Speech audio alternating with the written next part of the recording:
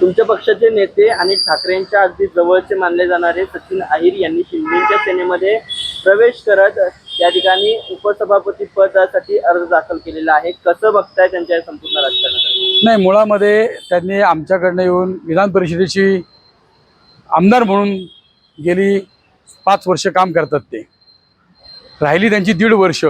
भविष्यात शेवटी राजकारणामध्ये आपलं काहीतरी कुठेतरी नवीन ठिकाणी बसावं या दृष्टीने त्यांनी त्यांचं काम केलेलं आहे। मला वाईट ह्या गोष्टीचं वाटतंय की नीलमताई गोरे असतील, मनीषाताई कानिंदे असतील, कारण ह्यांची संधी हुकलेली आहे आता आणि त्यांनी आता भविष्यात आमदार म्हणून काम करतील। कारण तर मला तर वाटतं मनीषा कानिंदेंची आता टर्म संपायला पण आलेली आहे, तो असं त्यांना असं दिलं पाहिजे होतं। पण असो, शेवटी हा त्यांचा पक्षाचा प्रश्न आहे आणि शेवटी नवीन येणाऱ्या माणसाचं स्वागत करणं हे शिंदे साहेबांचं काम आहे। कारण जुन्यांनी साथ दिलेली आहे, ते पण विसरत चाललेले आहेत।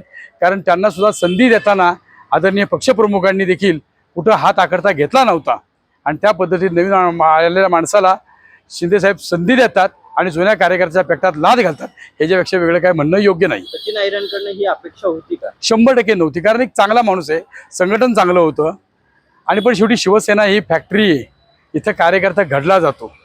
इथं कोणीतरी बाहेरचा शिक्षक येणं आणि त्यांनी विद्यार्थी घडवणं हे तितपत सोपं नाही आहे। कारण इथं घडलेले जे आहेत ते बाळासाहेबांच्या विचाराने घडलेले शिवसैनिक आहेत।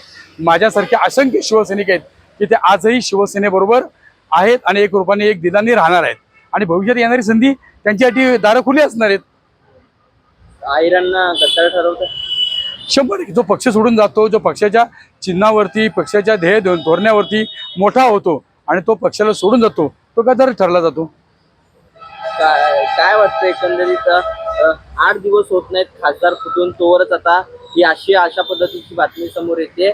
एकंदरीत महाराष्ट्राचं राजकारण आणि या राजकारणामध्ये तुमच्या पक्षाला लागणारं खिंडार याकडे कसं बघताय? नाही, खिंडार मी म्हणणार नाही, कारण काय शेवटी बघा हे सगळं चालते दिल्लीवरनं, एका व्यक्तिगत शिंदे साहेब करतात अशातला भाग नाहीये। कारण शिंदे साहेबांची तेवढी हे पण नाहीये, कारण शेवटी अमित शहा जे सांगतील त्यांना त्याप्रमाणे ते वागतात आणि त्यांनी त्यांच्या मालकाचं काम आदेश नक्की ऐकावा। आणि ठाकरेंचं म्हणाल तर ठाकरे आज ना उद्या नवीन आमदार खासदार घडवण्याची ताकद त्यांच्यामध्ये आहे, त्यामुळे त्यांना काही वाईट वाटायचं कारण नाहीये। आहे ना की महाराष्ट्रात असंख्य शिवसैनिक आहेत की ते उद्याचे आमदार खासदार असू शकतात। सचिन अहिर हे पुण्याचे जनसंपर्क प्रमुख होते। पक्ष सोडण्यासाठी किंवा मी जातोय तिकडे किंवा माझ्या मनात काहीतरी वेगळं चाललंय याबाबतचा तुमच्याशी काही त्यांनी संवाद? नाही, माझं 2 दिवसापूर्वी त्यांच्याशी बोलणं झालं होतं उलट की बाबा ते आपले गटप्रमुख आणि या इतर संदर्भात बैठक लावायची, त्यांना मार्गदर्शन शिबिर घ्यायचंय, तर त्याची तयारी तुम्ही करा। त्याप्रमाणे आमच्या बैठका पण आता चालू झालेल्या आहेत, म्हणजे मतदारसंघावाईज आमच्या बैठका चालू झालेल्या आहेत। म्हणजे आज संध्याकाळी सुद्धा पर्वतीची बैठक आहे, शिवाजीनगरची बैठक आहे, त्यामुळे आमच्या पद्धतीने आमचं काम चालू आहे। उद्या नेता आमच्यावर हसला काय नसला काय, शेवटी आम्ही मानणारे ठाकरे फॅमिलीला, त्यामुळे आम्ही ठाकरे फॅमिलीच्या आदेशापुरती काम करतोय। अगदी उद्यापर्यंतच्या सगळ्या बैठकांचं नियोजन सचिन अहिर यांनी करून गेलेलं होतं आणि आता ते तुमच्या पक्षात? तेच सांगतो ना मी तुम्हाला की शेवटी त्यांना जो वर्ण आदेश आला असेल अमित शहाकडनं शिंदे साहेबांना की बाबा आता मला 2 खासदार पाहिजे, 2 आमदार पाहिजेत, कसं भाड्याचं तुझं तू बघ, मला पाहिजे, अशा पद्धतीने ते काम सुरू केलेलं आहे।